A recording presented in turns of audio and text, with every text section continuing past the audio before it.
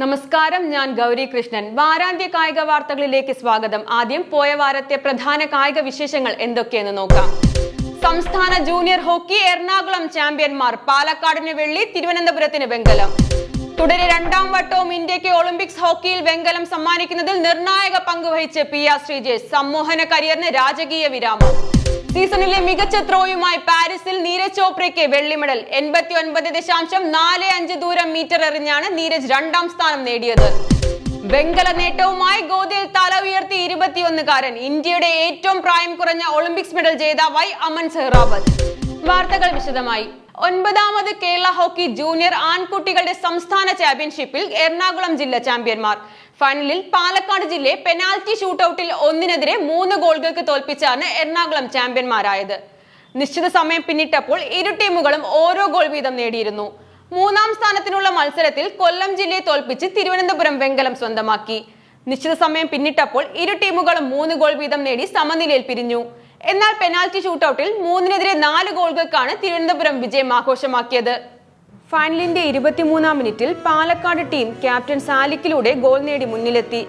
രണ്ടാം പകുതി ആരംഭിച്ച് 1 മിനിറ്റിന് ശേഷം 31-ാം മിനിറ്റിൽ റിസ്വാനിലൂടെ എറണാകുളം സമനില പിടിച്ചു. പിന്നീട് ഇരു ടീമുകളും ലീഡെടുക്കാൻ ശ്രമിച്ചെങ്കിലും ലക്ഷ്യം കാണാനായില്ല. പെനാൽറ്റിയിലേക്ക് നീങ്ങിയ മത്സരത്തിൽ എറണാകുളം ഗോൾ കീപ്പർ രക്ഷകനായി. 1-3 ഗോളുകൾക്കാണ് എറണാകുളം വിജയിച്ചത്.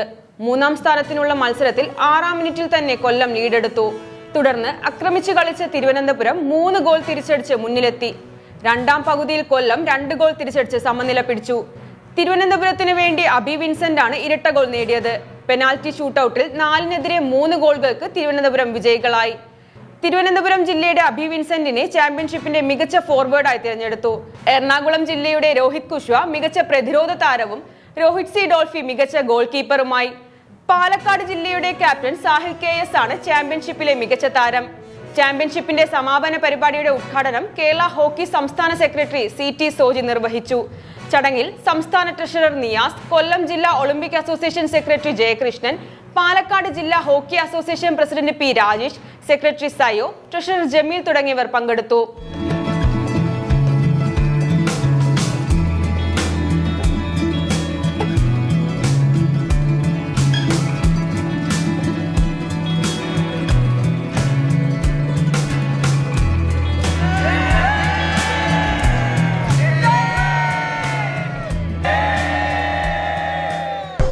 കരുത്തരായ സ്പെയിനിനെ വീഴ്ത്തിയാണ് ഇന്ത്യ പാരീസിൽ വെങ്കലം സ്വന്തമാക്കിയത്. 2-1 എന്ന സ്കോറിനാണ് ടീം ഇന്ത്യ വിജയം കൈവരിച്ചത്. കളിയുടെ 18-ാം മിനിറ്റിൽ സ്പെയിനാണ് മുന്നിലെത്തിയത്.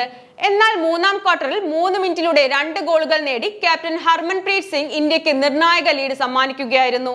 പിന്നീട് ഗോൾ വഴങ്ങാതെ ഇന്ത്യ പ്രതിരോധം തീർത്താണ് മെഡൽ ഉറപ്പാക്കിയത്. ഒളിമ്പിക്സ് ഹോക്കിയിൽ ഇന്ത്യയുടെ 4ാം വെങ്കലമാണിത്.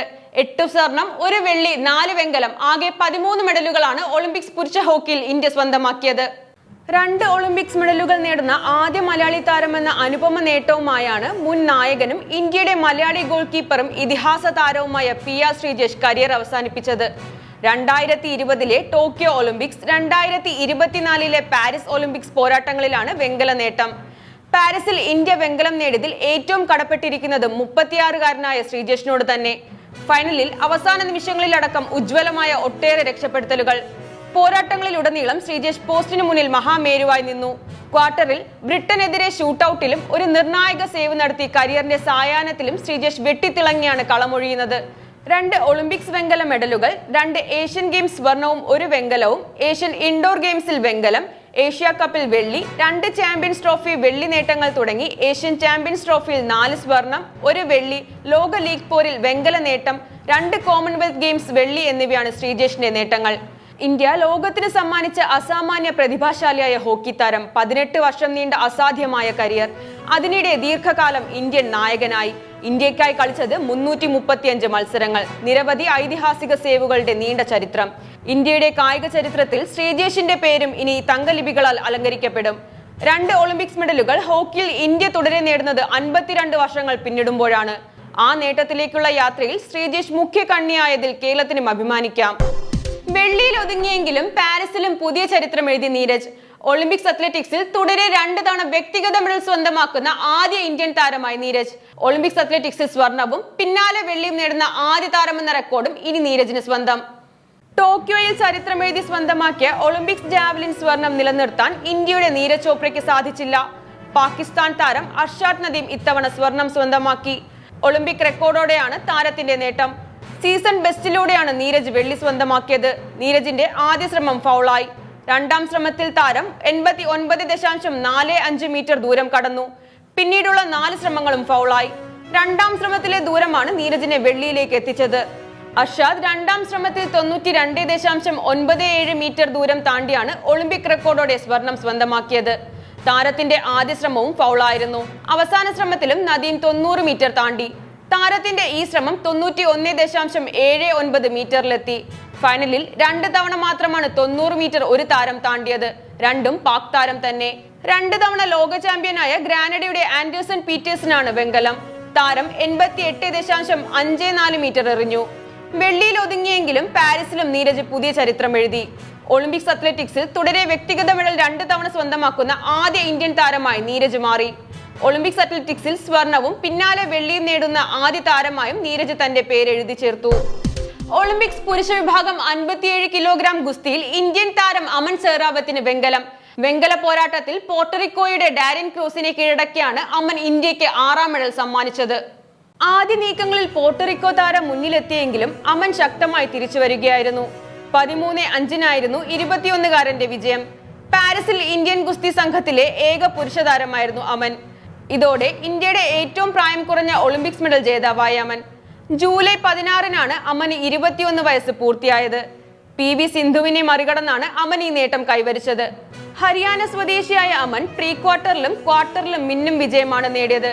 ക്വാർട്ടറിൽ ഉത്തര മാസിഡോണിയയുടെ വ്ളാദിമർ എഗോറോവിനെ 10-0 തോൽപ്പിച്ചാണ് അമൻ സെമിയിലേക്ക് മുന്നേറിയത്. എന്നാൽ സെമി ഫൈനലിൽ ലോക 1-ാം നമ്പർ താരവും ലോക ചാമ്പ്യനുമായ ജപ്പാന്റെ ഹിഗൂച്ചിയോട് തോൽവി വഴങ്ങുകയായിരുന്നു. 2008 ബെയ്ജിംഗ് മുതൽ എല്ലാ ഒളിമ്പിക്സുകളിലും ഗുസ്തിയിൽ ഇന്ത്യ മെഡൽ നേടിയിട്ടുണ്ട്. ഇനി സ്പോർട്സ് ആൻഡ് ഷോർട്സിലേക്ക് പോകാം. 2024 ഒളിമ്പിക്സിൽ ഇന്ത്യക്ക് 6 മെഡൽ, 1 വെള്ളി, 5 വെങ്കലം.